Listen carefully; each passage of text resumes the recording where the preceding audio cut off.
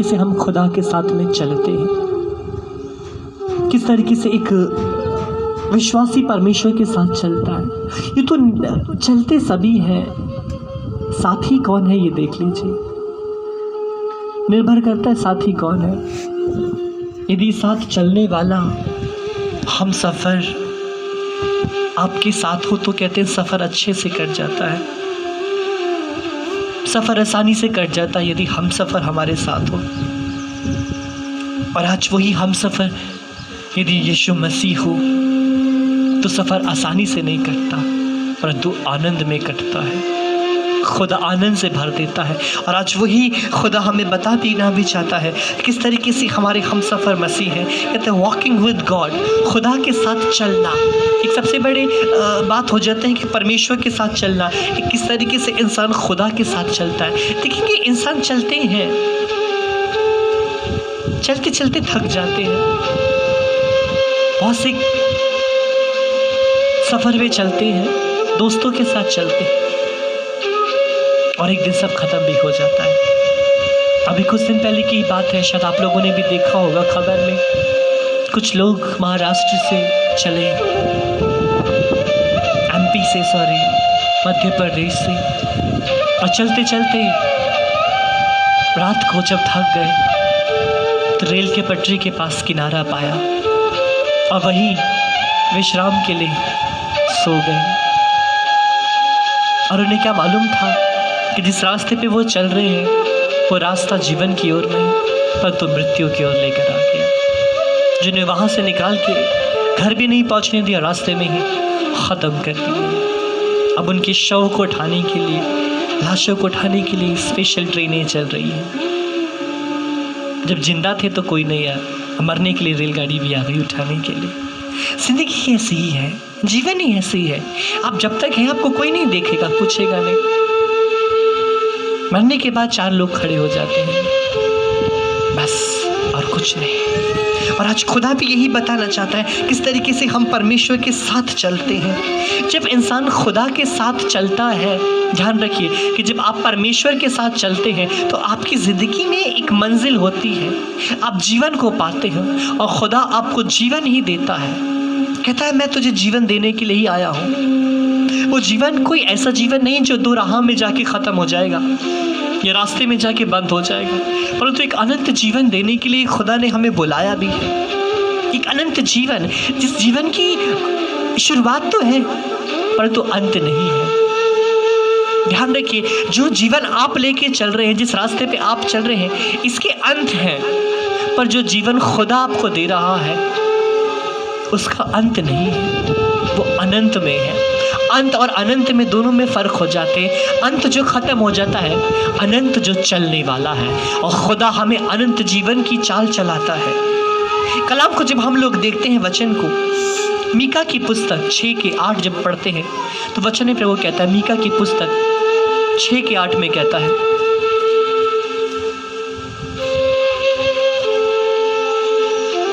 6 के 8 जब पढ़ते हैं प्रभु कहता है, हे मनुष्य, वह तुझे बता चुका है कि अच्छा क्या है और यहोवा तुझसे इसे छोड़ और क्या चाहता है कि तू न्याय से काम करे और कृपा से प्रीति रखे और अपने परमेश्वर के साथ नम्रता से चले। अब वचन प्रभु एक ही बात कहता है, कहता है वो तुझे बता चुका है तेरे लिए अच्छा क्या है, बुरा क्या है। देखिए कि आप अपने लिए सही गलत को नहीं जानते, खुदा ने बताया है आपके लिए क्या अच्छा क्या बुरा है।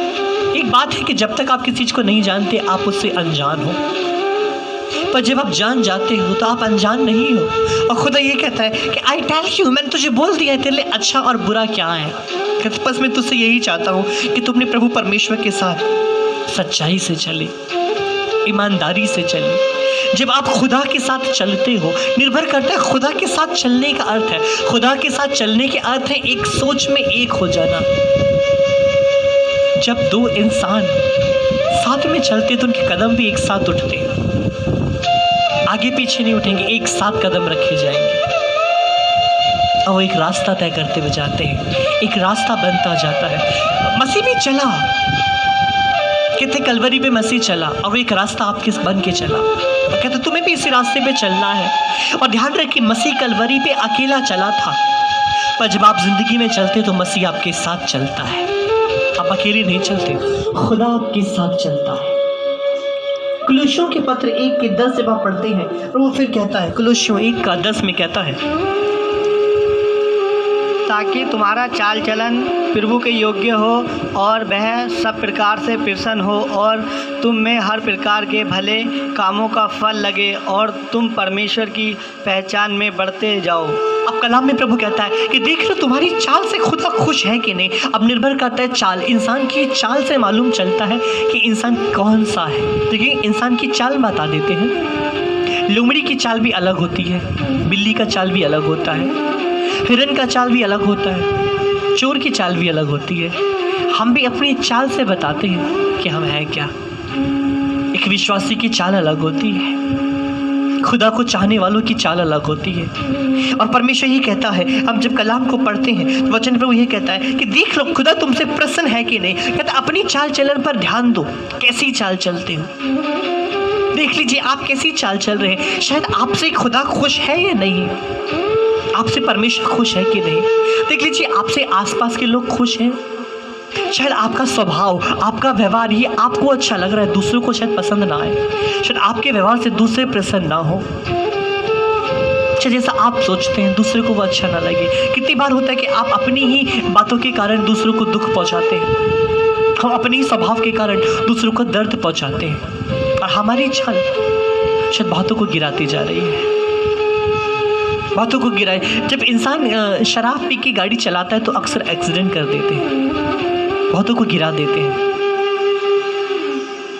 बीच में काफ़ी समय पहले की बात है, खबर आई थी न्यूज़ में कि सलमान खान ने दारू पी के गाड़ी चला रहे थे और फुटपाथ पे जितने लोग थे उनके ऊपर गाड़ी चला दिया, क्योंकि नशा में थे। उन्हें नहीं पता कौन सी चाल चल रही है। और इंसान भी जब गलत चाल चलता है तो उसे मालूम नहीं देखिए वो क्या कर रहा है। और अक्सर गलत चाल इंसान को बहुतों को नुकसान पहुंचा देते हैं। वो आपके साथ साथ जितने आपके साथ हैं उन सबको नुकसान पहुंचा के चले जाएंगे, आपके प्रभाव उन पर पड़ेंगे, वो भी दूषित हो जाएंगे। आज देखिए हमारी ही चाल के औरों पे क्या प्रभाव पड़ रहे हैं, दुनिया पे क्या प्रभाव आपका पड़ रहा है, परिवार पे आपके क्या प्रभाव पड़ रहे हैं, संसार पर आपका क्या प्रभाव पड़ रहा है। देखना जरूरी है हमारी चाल किस तरीके की है। व्यवस्था विवरण 8:6 हम जब पढ़ते हैं और वो फिर कहता है, व्यवस्था विवरण 8:6 में कहता है, इसीलिए अपने परमेश्वर यहोवा की आज्ञाओं का पालन करते हुए उनके मार्गों पर चलना और उसका भय मानते रहना। अब कलाम में प्रभु कहता है कि तुम अपने परमेश्वर के मार्ग पर चलो, अर्थात चलो वो चाल चलो जिस रास्ते पे खुदा तुम्हें चलाना चाहता है। सबसे बड़ी बात है कि आप देख लीजिए कि जिस रास्ते पे आप चल रहे हो ये रास्ता परमेश्वर द्वारा तय किया गया है या हमारे द्वारा तय किया गया है। जो रास्ता खुदा ने आपके लिए तैयार किया है और जब आप इस रास्ते पे चलते हो आप मंजिल को पाते हो, आप सही दिशा को पाते हो। सबसे बड़ी बात है आप भटकते नहीं हो और खुदा आपको सही दिशा में लेकर आ जाता है। और आज वही नाम आपको किस तरीके से आपको बयां करना चाहता है, वही खुदा आपको किस तरीके से बताना चाहता है कि आपको कौन सी चाल चलनी है। पहले तो जान लीजिए कि आप जिस नाम पे भरोसा करते हैं उस नाम में सामर्थ कितनी है, उस नाम में कितनी ताकत है, वो नाम कितना ताकतवर हो चुका है, कितना सामर्थशील वो नाम है जो परमेश्वर आपसे करना चाहता है, आपको बताना चाहता है। मार्कुस की पुस्तक 16:17 और 18 जब हम पढ़ते हैं प्रभु यही कहता है। मार्कुस की पुस्तक 16:17 से 18 तक आप जब पढ़ते हैं कहता है,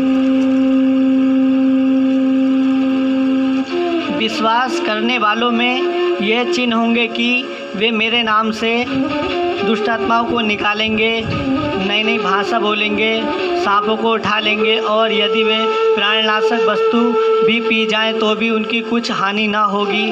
वे बीमारों पर हाथ रखेंगे और वे चंगे हो जाएंगे। अब कलाम में कहता है, वचनी प्रभु कहता है कि जो परमेश्वर के रास्ते पे चलता है, अर्थात एक विश्वास करने एक विश्वासी ही है जो परमेश्वर के रास्ते पे चलता है, कि जो रास्ता खुदा दिखाना चाहता है। और कहता है मेरी चाल पर चलने वालों के ये चिन्ह होंगे कि वो अद्भुत काम करेंगे। अद्भुत काम समझते, अद्भुत काम जो इंसान के सोच से परे होते हैं। जो इंसान की सोच से परे होते हैं, और खुदा वो अद्भुत काम से कहता है कि तुम वो अद्भुत काम करोगे, तुम्हारी ज़िंदगी में वो अद्भुत काम हो जाएंगे कि जो खुदा आपको बताना चाहता है। कहता है सबसे बड़ी बात, वो हाथ उठा के दुआ करेंगे और खुदा उनकी सुन लेगा। वो बीमारों पर हाथ रखेंगे, वो चंगे हो जाएंगे। वो विश्वास करेंगे और उनके विश्वास द्वारा खुदा अपना कर्म दिखाएगा। देखेंगे यूँ तो बहुत से लोग विश्वास रखते हैं, और इंसान के विश्वास से, यदि आपके विश्वास से कोई लाभ नहीं, आपका विश्वास यदि किसी कार्य का नहीं, तो विश्वास वो विश्वास ही नहीं रह जाता, वो खाली दिखने का बन चुका है। और बहुतों के विश्वास वो खाली हो चुके हैं। विश्वास एक खाली बन चुका है जो कि लाभदायक नहीं रहा। जो विश्वास सिर्फ आप ही तक रह चुका, इस विश्वास से कुछ हो नहीं सकता। एक मसीह की चाल, एक आते बच्चे में वॉक विद गॉड, एक मसीही चाल किस तरीके से हमारे ज़िंदगी में आते हैं। जब हम देखते हैं, एक शान को देखते हैं, आप देखेंगे मिस्र को जब आप देखते हैं तो मिस्र की शान है पिरामिड। आपने जो लोग नेट में देख लीजिएगा, पिरामिड एक जो त्रिकोण आकार में बनाए गए हैं, अजूबों में भी हैं, और कहते हैं मिस्र की शान ही पिरामिड है जो त्रिकोण शेप में बनाए गए हैं। और आज भी विशेषज्ञ यही जानने की कोशिश करते हैं कि इतनी ऊपर पत्थर रखा कैसे गया, क्योंकि इतनी भारी पत्थरों को उठाने के लिए अभी भी कोई क्रेन नहीं बनाया गया। जितने भारी पत्थरों से पिरामिड को रखा गया है, एक एक पत्थर को जोड़कर, अभी तक कोई इतनी बड़ी मशीन नहीं जो पत्थर को उठा के इतनी ऊपर रख सके। और अभी भी विशेषज्ञ यही सोचते हैं कि बना तो आखिर बना कैसे, किस तरीके से बना था। एक शान था, मिस्र का राजा का शान था पिरामिड, और उसकी वो ऊंची चोटी जो दूर से दिखाई देती थी, वो मिस्र की शान थी। और मसीह ने वही शान को उल्टा करके रख दिया। यूहन्ना की पुस्तक 13:8 जब पढ़ते हैं कि तो वही शान एक राजघराने की शान होते थे कि वो अपने आप को उच्च दर्जे पे बिठाया जाता है। देखेंगे वो उच्च दर्जे पे अपने आप को बिठा के रखते थे। पतरस ने उससे कहा, तू मेरे पाँव कभी ना धोने पाएगा। यह सुनकर यीशु ने उससे कहा, यदि मैं तुझे ना धोऊं तो मेरे साथ तेरा कुछ भी साझा नहीं। तब कलाम में कहता है मसीह ने वही शाम को नीचे करके रख दिया। कहते मसीह ने अपने आप को इतना नीचे किया कि राजा होने के बाद वो दास का रूप ले लिया। वही शान को खुदा ने उल्टा के रख दिया, वही शान को उठा के रख दिया। अतः खुदा के पीछे चलने का अर्थ है आपको दीन बनना, आपको छोटा बनना। और जब अपने आप को आप छोटा बनाते हो, आप बड़े बनना शुरू कर दे। ध्यान रखो, ये खुदा के रास्ते पे चलने के अर्थ है कि अतः आपको यदि खुदा के रास्ते पे आप चल रहे हैं तो आपको नीचे ही होना पड़ेगा। मसीह छोटा होके चला, खुदा के कहते पिता के दाहिनी ओर जाकर बैठ गया। एक नीचे गिर चुका था अपने आप को, मसीह ने अपने आप को नीचे लोग बना दिया, एकदम नीचे को ले आया, शून्य कर दिया। और आज सबसे बड़ी बात है, इंसान अपने अभिमान को छोड़ना नहीं चाहता। हम अपने अभिमान से हटना नहीं चाहते। हम एक शान में चल रहे हैं जो झूठी शान, एक पिक्चर भी आई थी शान, जीते हैं शान से, मरते हैं शान से। कौन शान से मरता है? आजकल सब बीमारी में मर रहे हैं, कौन शान से मर रहा है? कौन शान से मर रहा है? सब बीमारी से मरता जा रहा है, झूठी शान में चल रहे हैं। देखेंगे हमारी शान झूठी बन चुकी है। यूहन्ना की पुस्तक 3:18 आप जब पढ़ते हैं, प्रभु फिर कहता है,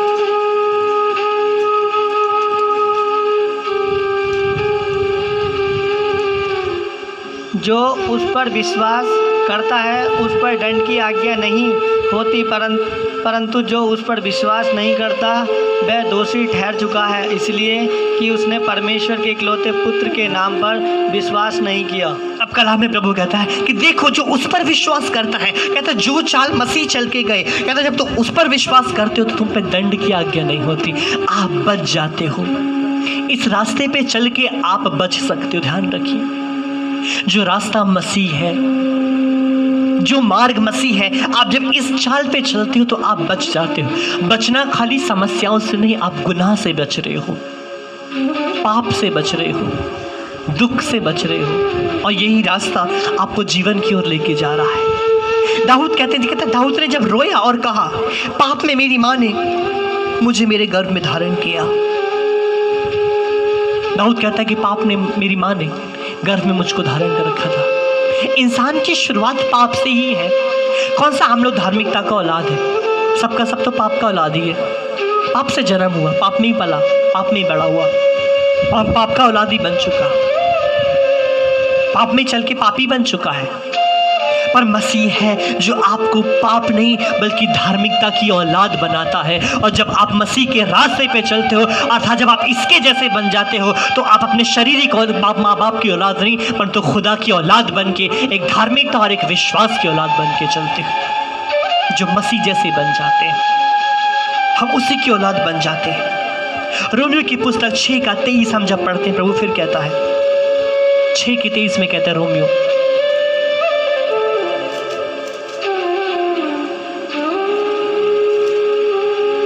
क्योंकि पाप की मजदूरी तो मृत्यु है, परंतु परमेश्वर का वरदान हमारे प्रभु यीशु में अनंत जीवन है। अब कलाम में कहता है पाप की मजदूरी तो मृत्यु है।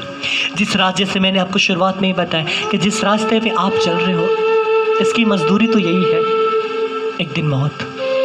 अभी भी जो लोग मरे वो मजदूरी थे ना। कौन सा कोई अमीर या कोई करोड़पति रेल की पटरी के नीचे आके मरा? मजदूरी मरे हैं, क्योंकि इसका वेतन ही मृत्यु है। मजदूरी क्या मिला? घर से दूर गए, परिवार से दूर गए, मजदूरी क्या मिला? मौत।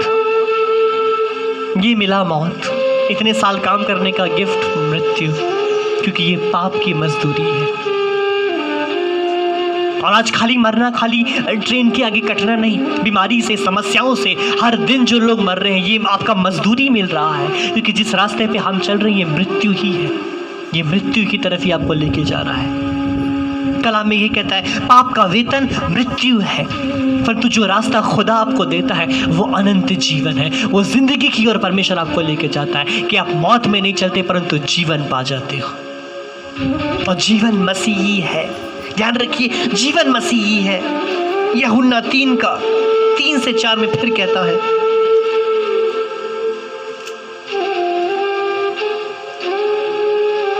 यीशु ने उसको उत्तर दिया, मैं तुमसे सच सच कहता हूँ, यदि कोई नए सिरे से ना जन्मे तो परमेश्वर का राज्य देख नहीं सकता।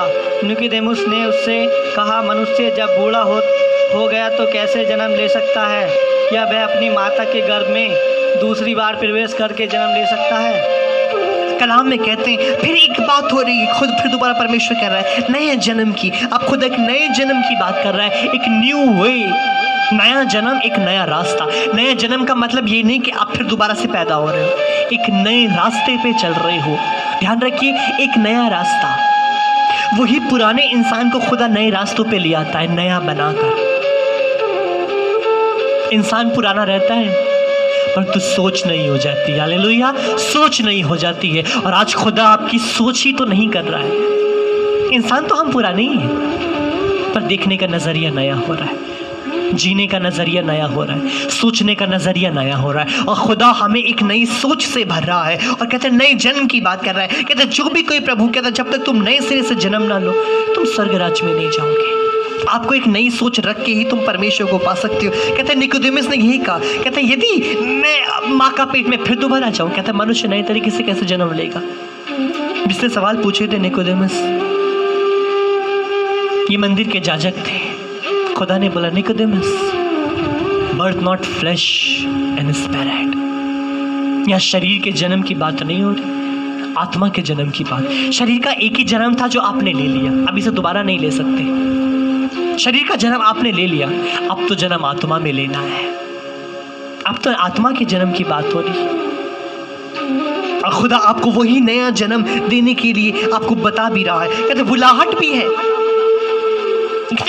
कबूलनामा है, खुदा की तरफ से कबूलनामा। नया जन्म का मतलब है कबूलनामा। आप कबूल करते हैं खुदा के रास्ते को, आप स्वीकार करते हो उसे। निर्भर करता है आप स्वीकार करते हो कि नहीं नए जीवन को। जब तक आप खुद से स्वीकार नहीं करोगे कि मैं स्वीकार करता हूं नए जीवन की चाल को, मैं नया बनता हूं। कल मैं एक बात सुन रहा था खुदा के खादिम के मुंह से कि परमेश्वर ने तो अपना प्यार बता दिया, अब बारी हमारी है। सलीब पे मसीह ने जान दे के अपना प्यार बयां कर दिया, अब बारी हमारी है। यदि आप उसे प्यार करते हैं कह दीजिए मसीह में नया जीवन दे जी के दिखाऊंगा। आपको सलीब पे जान नहीं देनी। मैं सीधी बात बताऊं, आपको सलीब पे जान नहीं देनी, आपको मरना नहीं है। आप बदल के दिखा दीजिए, ये आपका प्यार का प्रमाण होगा। हालेलुया, ये प्यार का प्रमाण होगा कि आप कहेंगे प्रभु मैं बदल रहा हूँ, मैं तेरे लिए बदल रहा हूँ, मैं किसी और के लिए नहीं। प्रभु मैं तेरे लिए बदल रहा हूँ, मैं तेरे लिए अपनी सोचने का तरीका बदल रहा हूँ क्योंकि मैं तुझसे प्यार करता हूँ। मैं तेरे लिए प्रभु बोलने का तरीका बदल रहा हूँ क्योंकि मैं तुझसे मोहब्बत करता हूँ। मैं तेरे लिए अपने आप को बदल रहा हूँ प्रभु क्योंकि मैं तुझसे मोहब्बत करता हूँ। आप जब ऐसा करेंगे, मैं सच बताऊँ, आप खुदा से प्यार का अपना प्रमाण दे रहे हैं। यदि आप ये सब नहीं कर सकते तो आप प्यार नहीं कर रहे हैं। आपने मसीह से अभी तक प्यार करा ही नहीं, छोड़ नहीं सकते प्यार के लिए। अरे उसने स्वर्ग छोड़ा, क्या हम अपनी आदतों को नहीं छोड़ सकते? जब प्यार करेंगे तो ज़रूर छोड़ पाएंगे। जब कोई किसी से सच्चा प्यार करता है उसके लिए हर एक चीज़ करने के लिए तैयार हो जाता है। जो नहीं पसंद वो नहीं करेंगे। यदि आप किसी से प्यार करते हो, उस इंसान को यदि वो बात नहीं पसंद नहीं कहेंगे, वो खाना नहीं पसंद आप नहीं खाते, वो जगह नहीं पसंद नहीं जाते। यदि आपको मना करे उससे बात नहीं करनी, आप नहीं करोगे क्योंकि आप उससे प्यार करते, उसे खोना नहीं चाहते। तो क्या आप खुदा के लिए अपने आप को नहीं बदल सकते? और आज प्रभु यही कहता है, यशायाह की पुस्तक 8:18 जब हम पढ़ते हैं, प्रभु यही कहता है, 8:18 में कहता है,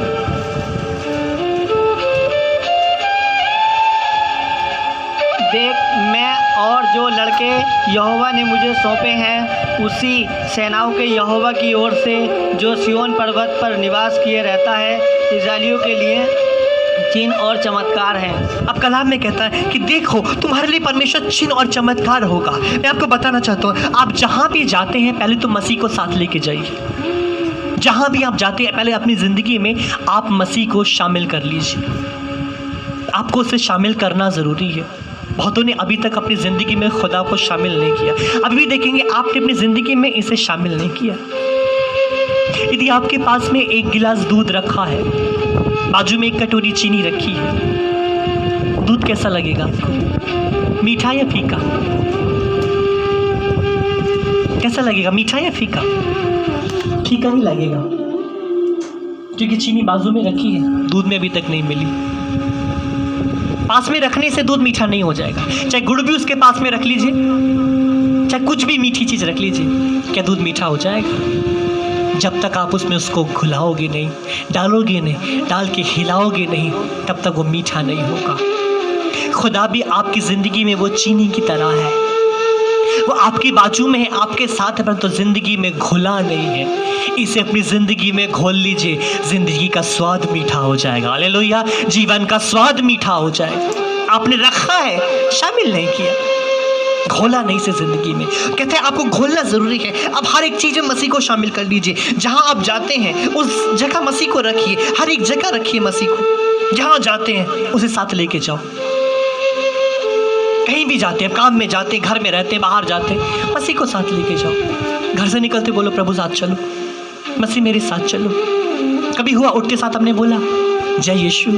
हम एक दूसरे को जय यीशु करते हैं ना, एक दूसरे को जय यीशु जय मसीह की नमस्ते करते हैं, गुड मॉर्निंग करते हैं। कभी आपके मुंह से पहला शब्द निकला प्रभु गुड मॉर्निंग, प्रभु मैं तुमको नमस्ते करता हूँ, या तुम्हें सामने सर झुकाता हूँ, तुम्हें जय यीशु कहता हूँ, तुम्हारी जय हो। First word to the lord. क्या जब जिस तरीके से आप अपने बड़ों को विश करते हैं, टाइमिंग विश देते कहते हैं, अब विश मतलब आप उन्हें जब आप उनसे मिलते हैं, मुलाकात करते हैं, आप झुकते हैं, एक जो संबंध जोड़ते हैं। क्या खुदा के साथ हमारा नहीं होता कभी कि पहला उठते साथ ही प्रभु good morning, good morning Jesus? कभी निकला हमारे मुंह से गुड मॉर्निंग जीसस? क्यों ये सब चीज़ें हमारी खुदा के साथ नहीं हो पाती? क्यों दिन भर हम लोगों से बात करते हैं, दिन भर खुदा से बात क्यों नहीं करते? सुबह मुझे खुदा से बात करना है, दोपहर के समय मुझे प्रभु से बात करना है। जितना ज़्यादा आप उससे बातें करते हो उतना करीब उसे पाते हो। ध्यान रखिए, उतना करीब आप उसे अपने पाओगे। खुदा यही तो चाहता था कि वह आपके करीब में रहे, दूर ना रहे, जिंदगी में शामिल होकर रहे। जितनी ज़्यादा बातें हम लोगों से करने में व्यतीत करते हैं, टॉक टू द लॉर्ड, आप खुदा से कभी करके देखिए, आप शांति पाएंगे। आजकल हमें प्रभु फिर कहता है, प्रेरितों की पुस्तक 3:6 में कहता है, तब पतरस ने कहा, चांदी और सोना तो मेरे पास है नहीं, परंतु जो मेरे पास है वह तुझे देता हूँ। यीशु मसीह नासरी के नाम से चल फिर। अब कलाम में कहते हैं बहुतों को परमेश्वर का नाम मिला परंतु उसकी सामर्थ्य नहीं मिली।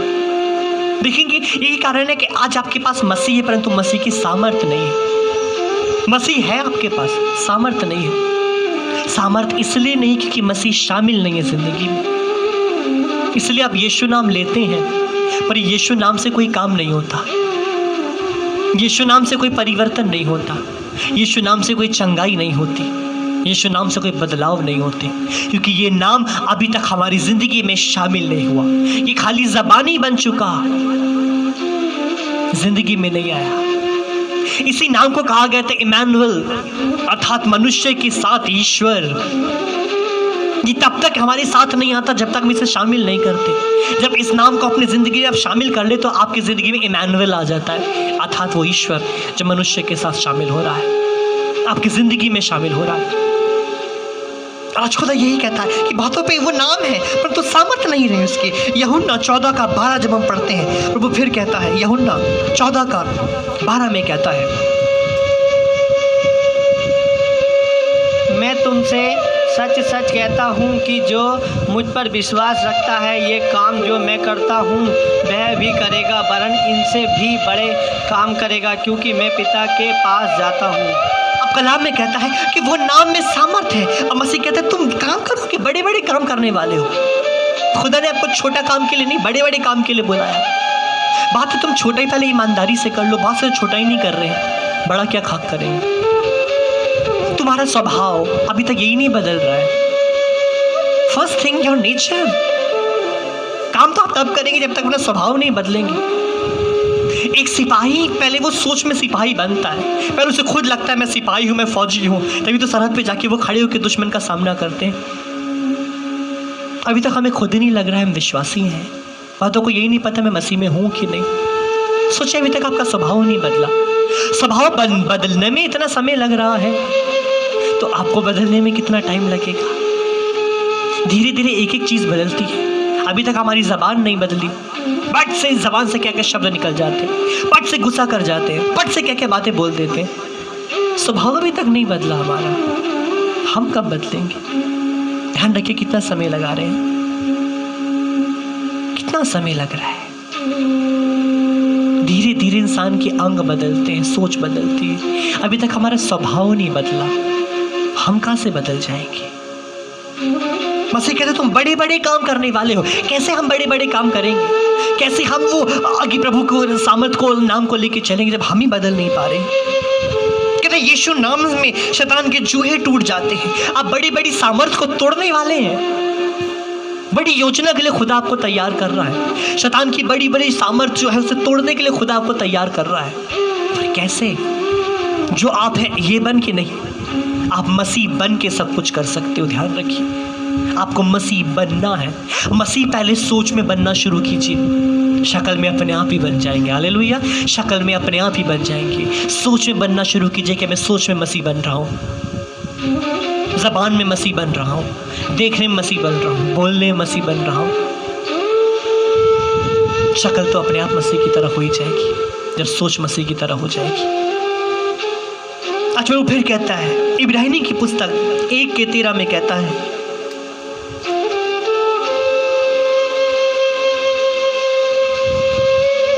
और स्वर्गदूतों में से उसने किससे कब कहा तू मेरे दाहिने बैठ, जब तक कि मैं तेरे बैरियों को तेरे पाँव के नीचे की पीढ़ी ना कर दूं। कलाम में प्रभु का भी कहता है वचन को जो हम लोग देखते हैं कि तो जब हम इस नाम से जुड़ जाते हैं तब हमारा हर एक काम हो सकता है। खुदा ने इस नाम को अपने दाहिने बिठा लिया। यही मसीह को खुदा ने अपने दाहिने बिठा लिया। कहते हैं जो भी कुछ तुम इस नाम से मांगोगे तुम्हारे लिए हो जाएगा। यही नाम से सब कुछ हो जाएगा। कहते हैं हर एक काम आपके लिए हो जाता है जब आप इस नाम से जुड़ जाते हैं, तब हर एक काम आपके लिए संभव हो जाता है। कहते हैं यीशु नाम में मुश्किलातें दूर हो जाती हैं, समस्या दूर हो जाती है। कहते हैं यीशु नाम से हर दिन नया आता है। हर एक दिन आपकी ज़िंदगी में नया आता है यीशु नाम से। और आज वो यही यीशु आपकी ज़िंदगी में, आपके जीवन में शामिल होना चाहता है। कहते इस नाम में सामर्थ है, शिफा है। ये नाम इंसान को नया बनाता है, आपके रिश्तों को मजबूत करता है, गहरा करता है, क्योंकि इसे अधिकार है। ध्यान रखिए, ये कहीं और नहीं, पिता के पास ही बैठा हुआ है। सबसे करीब ये पिता की है। ध्यान रखिए, जहाँ से दुआ का उत्तर आता है सबसे करीब वहाँ मसीह है। और जब मसीह आपके करीब हो जाता है तो सबसे पहले आपकी दुआ वो खुदा तक ले जाता है। सबसे पहले आपकी अर्जी खुदा के पास लगती है, क्योंकि वो सबसे करीब आपके आ जाता है। इसलिए इसे आप शामिल कर लीजिए अपनी ज़िंदगी में। मती फिर कहता है इसके बारे में, फिलिप्पियों पहले पढ़ लेते हैं, 2:9 से 11 में कहता है। फिलिप्पियों 2:9 से 11 में कहता है, इस कारण परमेश्वर ने उसको अति महान भी किया और उसको वह नाम दिया जो सब नामों में श्रेष्ठ है, कि जो स्वर्ग में और पृथ्वी पर और पृथ्वी के नीचे है वे सब यीशु के नाम पर घुटना टेकें और परमेश्वर पिता की महिमा के लिए हर एक जीव अंगीकार कर ले कि यीशु मसीह ही प्रभु है। अब कलाम में कहते हैं खुदा ने उसे अधिकार भी दिया। कहते अधिकार भी दिया। कहते इस नाम के साथ आप किसे जोड़ेंगे, क्योंकि ये नाम सबसे श्रेष्ठ बन चुका है। और आज देखिए, यही नाम सबसे श्रेष्ठ बन चुका है। ये अधिकार के साथ है, सामर्थ्य के साथ है। इस नाम को आप सामर्थ्य के साथ इस्तेमाल कीजिए, अधिकार के साथ इस्तेमाल कीजिए, और आप खुद देखेंगे ये नाम आपके जीवन में काम करना शुरू कर देगा। ये नाम आपके जीवन को बदलना शुरू कर देगा। इस नाम में शामिल हो जाए, एकजुट हो जाए इस नाम के साथ, क्योंकि ये नाम बड़े बड़े काम करने वाला है। हालेलुया! ये नाम बड़े बड़े काम करने वाला है, ये परिवर्तन करने वाला है, क्योंकि ये नाम इमानुएल है। ये नाम इंसानों के साथ रहने वाला है। और आज इस नाम की सामर्थ्य को देखिए नाम की सामर्थ्य क्या कर सकती है। मैं फिर कह रहा हूं, आप इसे शामिल कर लीजिए, जिंदगी में मत रखिए, शामिल कर लीजिए। ये आसपास में ना रहे, ये जिंदगी में हो जाए, यही सबसे अहम बन जाए, यही पहला बन जाए। आप खुद देखिए, सब बदलना शुरू हो जाएगा। Hallelujah, hallelujah. दुआ करते हैं प्रार्थना के लिए, और फिर आपके बीच में भाई जोशुआ आएंगे, आपको अपने जीवन की कुछ बातें शेयर करेंगे। दुआ कर लेते हैं। प्रभु मेरे मालिक खुदावन ईश्वर, आज सब लोग